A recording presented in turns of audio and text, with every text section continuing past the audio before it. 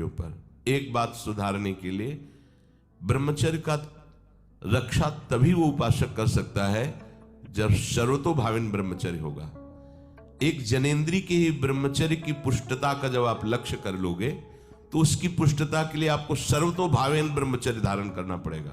सर्वतोभावेन नेत्र का ब्रह्मचर्य, जो नेत्र किसी को भी देखकर भोग कामना कर लेते हैं, भोग बुद्धि से देखते हैं वस्तु को, व्यक्ति को, किसी को भी, ये नेत्र से बेविचार हो रहा है, इसीलिए सावधान रहना चाहिए।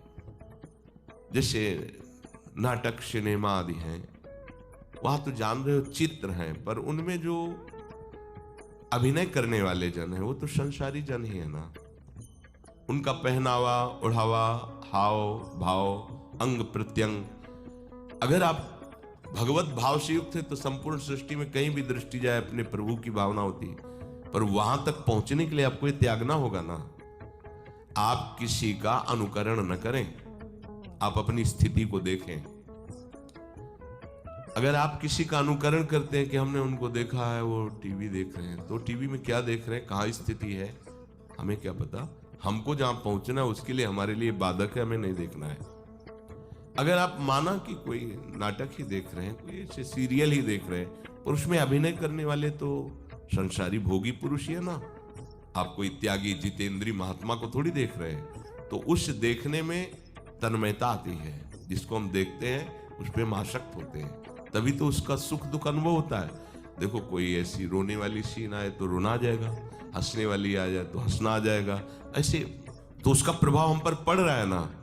तो हम किसी के अभिनय करने वाले के अंग प्रत्यंग को देख रहे हैं और वो कामुक होकर कोई काम चेष्टा कर रहा है या कोई ऐसा, वो सारा का सारा मन कवर कर रहा है आपका, और एकांत होते ही फिर जो मन अपना मनमानी करवाएगा आप नहीं सह पाएंगे।